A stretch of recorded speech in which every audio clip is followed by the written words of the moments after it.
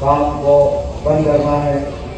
Election code model code of conduct के तहत 30 तारीख को इंतखाबात है और हमारे दरमियान में 4 भी बचे हुए हैं। पिछले कई दिन से बड़ी जिद्दोजहद की हम लोगों ने, बड़ी मेहनत की हम लोगों ने। आवाम के दरमियान में हमारा एक तारीखी काम बताया। आवाम के दरमियान में आपके हल्के के एमएलए साहब की जिद्दोजहद मेहनतों को हमने सामने रखा। आवाम के दरमियान में जितने हमने काम किए यहाँ पर वो तमाम तफसीलात रखी। आवाम के दरमियान में हमको ये महसूस हुआ कि अल्हम्दुलिल्लाह हल्के गोलकुंडा की आवाम जनाब कौसर मुहिउद्दीन साहब से राजी है। हल्के गोलकुंडा की आवाम जनाब कौसर मुहिउद्दीन साहब के काम से मुतासिर है। यकीनन ये वो जाबाज एमएलए है जो मजलिस इत्तेहाद मुस्लिमीन में एक अपना रिकॉर्ड कायम किए। ना सिर्फ मजलिस इत्तेहाद मुस्लिमीन में, अगर मैं यूं भी कहूं तो गलत ना होगा, ये पूरी रियासत के 119 एमएलए और उनके हल्के जात में जिन्होंने भी जितना काम किया, सौ में ज्यादा काम कराने वाली शख्सियत आपके एमएलए जनाब कौसर मुहिउद्दीन साहब है। इनकी जुस्तजू को सलाम, इनको जिद्दोजहद को सलाम, जिन्होंने अपने 5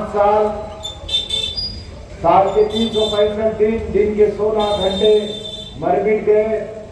हल्के के रहने वाले आवाम की जो खिदमत की, ना हिंदू ना मुसलमान ना कोई सिख ना कोई ईसाई ना कोई दीगर मजहबों से ताल्लुक रखने वाला, यहाँ पर कौम और मिल्लत की सियासत नहीं होती, मजहब और मिल्लत की सियासत नहीं होती। मजलिस इत्तेहाद मुस्लिमीन से जीत कराने वाले तमाम हज़रात, तमाम रुकने असेंबली ऐशो आराम की जिंदगी नहीं गुजारते। मजलिस इत्तेहाद मुस्लिमीन से जीत कराने वाले एमएलए हज़रात अपनी जिंदगी में मौज मस्ती नहीं करते। मजलिस इत्तेहाद मुस्लिमीन से जीत के आने वाले एमएलए हज़रात अपनी जिंदगी को वक्फ कर देते हैं।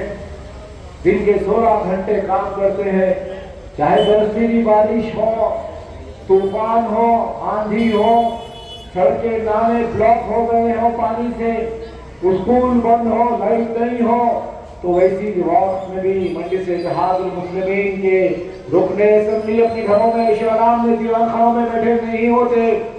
दिन और रात, आधी रात नहीं पूरी रात तक हल्के में मौजूद होते हैं और आवाम की तकलीफों को दूर करते हैं। चाहे चिल्लाती हुई धूप हो या बरसता हुआ बारिश हो या कोविड के जैसे हालात हो या जिंदगी के कोई शोबे हयात हो, जब भी जरूरत पड़ती है, जब भी मुश्किल आती है, हल्के का एमएलए और हल्के के कारकुन हज़रात आवाम की खिदमत के लिए पहुंच जाते हैं। ये मिजाज काम का सिर्फ और सिर्फ मजलिस इत्तेहाद मुस्लिमीन के ही पास है। दीगर जमातों से जीत के आने वाले एमएलए हज़रात, चाहे वो बीआरएस के हो, चाहे वो बीजेपी और कांग्रेस के हो, जीत के आए बाद ऐवान में जाकर वोट देते हैं और 4 साल धंधेबाजियां करते हैं, रियल एस्टेट करते हैं, लूट मार करते हैं, काम कारोबार करते हैं और अपनी मौज मस्ती की जिंदगी गुजारते हैं। पर वाहिद ये आपकी जमात है, ये आपके अपने नकीब मिल्लत है, जिनकी हिदायत, जिनकी सरपरस्ती में कोई एमएलए हज़रात भी ऐसी गुस्ताखी नहीं कर सकता। सिर्फ वहां पर काम करना पड़ता है, आवाम का दिल जीतने के लिए काम करना पड़ता है। बल्दी बल्दी आबरसानी, पक्के सड़कें, पक्के छत और रोशनदार सड़कें, रास्ते और तरक्याती काम, रोड वाइडनिंग, हुकूमत से मिलने वाली तमाम सहूलतों को आवाम के दरमियान में पहुंचाना पड़ता है। यह खिदमत का काम है और यह खिदमत करना जानती है मजलिस इत्तेहाद मुस्लिमीन। अरे हम काम करके वोट मांगते हैं, हम काम के जरिए वोट मांगते हैं आपसे। 5 साल आपके दरमियान में खिदमत कर 5 साल आपके दरमियान में पूरी दियानतदारी के साथ काम कर आपके एक वोट का हक अदा कर फिर 5 साल के बाद आपके दरमियान में हम वोट के लिए आए हैं।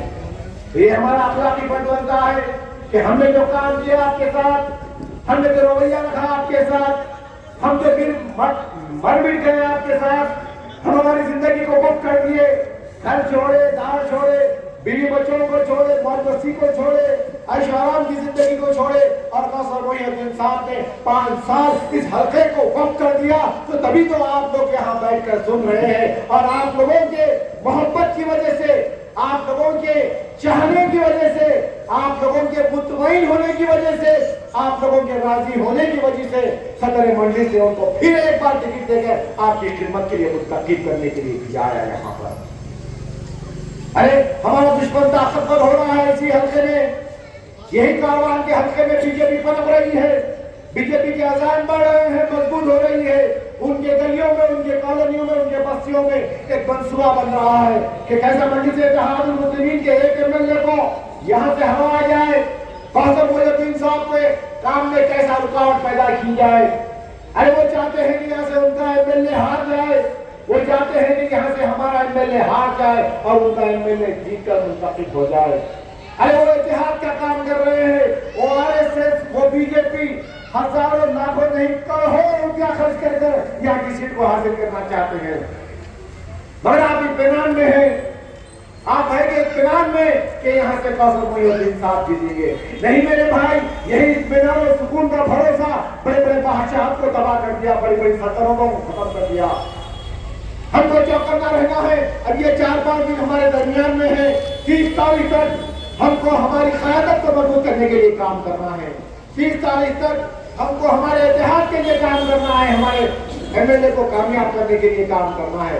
अरे जो शख्स आपके लिए 5 साल खिदमत किया, जो शख्स आपके साथ एक ऐसा रवैया रखा कि आप ये महसूस करते हैं कि कौसर मोहिउद्दीन साहब मसले की वजह है, यहाँ पर कौसर मोहिउद्दीन साहब को बुला लो, ये मसला खत्म हो जाएगा। अरे हर मसले का हल आपका एरिया का एमएलए, हर रोज की दवा जिंदा तलिस्मान बड़े ऐसा, हर मसले का हल मंडी से इत्तेहादुल मुस्लिमीन। अरे कहीं कुछ भी होता है तो मरकज को आ जाते हैं, नकीब मिल्लत से मुलाकात कर देते हैं और कौसर मोहिउद्दीन साहब आपके काम को अपना काम समझते हैं, आपके दर्द को अपना दर्द समझते हैं, आपकी तकलीफ को अपनी तकलीफ समझते हैं। अरे टूटे सड़कों का काम करने वाले, फैले हुए नालियों को बनाने वाले, नालों का काम करने वाले, रोड ब्रेडिंग का काम करने वाले, ब्रिजेस का काम करने वाले, अरे कई ऐसे बेशुमार काम यहाँ पर हो चुके हैं और मैं जानता हूँ और कई सारे काम यहाँ पर होने हैं। अरे अपने वाले को ही अपने वाले का दर्द होता है, अपने वाले को ही अपने वाले की पहचान होती है। अरे आपका अपना वाला जीत कराएगा तो आपके लिए खिदमत करेगा, आपकी शान के लिए काम करेगा, आपके विखार को जिंदा रखेगा, आपकी शान को जिंदा रखेगा। आज यही तो तेलंगाना के हैदराबाद में जो इत्तेहाद पहला है, जो इत्तेहाद पैदा हुआ है, यही इत्तेहाद तो सारे हिंदुस्तान में चमक रहा है मंडी से इत्तेहादुल मुस्लिमीन की शक्ल में। अरे किसी रियासत में ऐसा इत्तेहाद नहीं है, किसी रियासत में ऐसी कोई क़यादत नहीं है। हिंदुस्तान के आजाद होने बाद से ये वाहिद एक जमात है जो सारे हिंदुस्तान के मुसलमान इसको पसंद कर रहे हैं। सारे हिंदुस्तान का रहने वाला गरीब मुसलमान एक उम्मीद से देख रहा है मंडी से इत्तेहादुल मुस्लिमीन को। और हर जगह हम जब भी जाते हैं दूसरी रियासतों में, लोग यही पूछते हैं कि मंडी से इत्तेहादुल मुस्लिमीन वहां पर कैसा काम करती होगी। अगर ऐसा काम करने वाली जमात उत्तर प्रदेश में हो जाए, ऐसा काम करने वाली जमात अगर राजस्थान में हो जाए, मध्य प्रदेश में हो जाए, बिहार में हो जाए, कर्नाटक में हो जाए, महाराष्ट्र में हो जाए, तो यकीनन हिंदुस्तान के रहने वाले, हिंदुस्तान के में बसने वाले ये 30 करोड़ गरीब मुसलमान सुकून की सांस ले सकेगा, सीना चौड़ा कर कर फिर सकेगा। अरे आज क्या हाल है सारे हिंदुस्तान में। रात के अंधेरे में मुसलमान अकेले जा नहीं सकता, जो जिसकी सर पे टोपी है, जो कुर्ता पैजामा पहनता है, जो दाढ़ी चेहरे पे बांधता है, एक खौफ की जिंदगी है। कहीं ट्रेनों में, बसों में अकेले मुसलमान सफर नहीं कर सकता, कहीं मामूली के नाम पर मारा जा रहा है, कहीं अकेले मुसलमान को देखकर उसकी टोपी उछाली जा रही है, दाढ़ी पाव के खींचा जा रहा है, कहीं मुल्क की सियासत चल रही है, कहीं लूटपाट चल रही है, कहीं मुसलमानों के काम कारोबार को तबाह कर दिया जा रहा है, कहीं बस्तियों को तबाह कर दिया जा रहा है, नौजवान मुसलमान बच्चों को नाहक के केस में फंसाकर जेलों में छुड़ाया जा रहा है। बरसों बरस से आज हिंदुस्तान की जेलों में 100 में ज्यादा तादाद में रहने वाली कोई मजहब के लोग हैं तो वो मुसलमान बच्चे फंसे हुए हैं। कोई क़यादत नहीं है उत्तर प्रदेश में हमारी, कोई क़यादत नहीं है राजस्थान और मध्य प्रदेश में हमारी। हर जगह एक ही निशाने पे है कि मुसलमान, हर जगह एक ही कौम निशाने पे है, हर जगह बता एक ही कौम चुभ रही है, मुसलमान मुसलमान मुसलमान। हमारी नमाज से एतराज है इनको, हमारी अदा से एतराज है इनको, हमारे मदरसों से एतराज है इनको, हमारे मसाजिद की अदा से एतराज है इनको, हमारी शरीयत से एतराज है इनको, हमारे इस्लाम से एतराज है इनको, हमारी अदा से एतराज है इनको। फिर भी एक कौम सो रही है, फिर भी एक कौम सो रही है। अरे मैं तो सुकून में हूँ, मेरे बीवी बच्चे सुकून में है, मेरा काम कारोबार सुकून में है। मिल्लत की जिम्मेदारी कौन लेगा? कमजोरों की ताकत कौन बनेगा? मजलूमों के लिए आवाज कौन उठाएगा? यतीम और यसीर बेगम के लिए कौन आवाज उठाएगा? मिल्लत में जो माशी पसमानदगी है उसके लिए कौन आवाज उठाएगा? मिल्लत में जो बेरोजगारी है उसके लिए कौन आवाज उठाएगा? अरे कल एक सिविल कोड को नाफिज करने की धमकियां दी जा रही है, हिंदुत्व की तरफ जा रहा है ये मुल्क। कौन है हमारा पुरसाने हाल? अगर मैं भी अपनी जगह इत्मीनान की जिंदगी गुजारूं और आप भी इत्मीनान की जिंदगी गुजारे तो कौन है हमारा कमजोरों का साथ देने वाला? ये संघ परिवार, ये बीजेपी, ये विश्व हिंदू परिषद, ये बजरंग दल, ये कांग्रेस, ये हमारे अपने हो सकते हैं? ये हमारी हिफाजत कर सकते हैं क्या? ये सवाल है आपके सामने। अरे हर कोई आपके लिए दिलों में जहर रखने वाला है, हर एक को तकलीफ है आपसे, हर एक को चुभ रहे हैं हिंदुस्तान की इतनी बड़ी अक़लियत। कौन है हमारा? 75 बरस लग गए हमको एक क़यादत को जन्म देने के लिए। 75 बरस में सारे हिंदुस्तान का भाइयों मुसलमान मिलकर एक क़यादत को पैदा नहीं कर सका, एक क़यादत को पैदा नहीं कर सका। एक छोटी सी जमात, बिल्कुल छोटी सी जमात, एक नमक का कंकर, 544 मेंबर ऑफ पार्लियामेंट में एक हमारा कायद है जो तना पे तब्दील आवाज उठाता है एक साथ सिविल कोड के खिलाफ। तना पे तब्दील आवाज उठाता है हमारा कायद CAA के ऊपर। एक अकेला तरह पे तब्दील आवाज उठाता है हमारे पार्लियामेंट में कि ये गलत हो रहा है तलाक़ सलासा का बिल। पैर पटक कर, हाथ मल कर, बदल कर रह जाते हैं। कोई तो मेरा साथ दो। कांग्रेस के मेंबर ऑफ पार्लियामेंट, तुम तो मुसलमान है, तुम तो अल्लाह को मानने वाले हो, तुम तो अल्लाह के रसूल को मानने वाले हो। ये तलाक़ सलासा का बिल मुसलमानों पर जुल्म है ये, मगर उनको इजाजत नहीं है मुंह खोलने की। उनके लीडर राहुल गांधी उनको कहेंगे कि तलाक़ सलासा के ऊपर तुम मुंह नहीं खोलना। जब बिल पास हो रहा है, वोट देने का वक्त आया तो उनके मेंबर ऑफ पार्लियामेंट ट्रैफिक में फंस गए थे, ऐवान में नहीं गए। चाहे किसान बिल हो या तलाक़ सलासा की बात हो या CAA की बात हो या जितने जीत के आने वाले मेंबर ऑफ पार्लियामेंट है, ऐवान में मुंह खोलने की कोई इजाजत नहीं है या इनके सीने में दम नहीं है उतना। अरे क़यादत क्या होती है मेरे भाई? अपनी जमात से अपना वाला जीत कर आएगा, जैसा इम्तियाज जलील साहब औरंगाबाद से जीत कर आए। थरथरी हो जाती है जब इम्तियाज जलील साहब और असदुद्दीन ओवैसी साहब ठहर जाते हैं। अरे अपनी जमात से जीतने वालों के पास मुंह खोलने की ताकत होती है, अपनी जमात के कायदीन के पास हक और इंसाफ के लिए आवाज उठाने की ताकत होती है।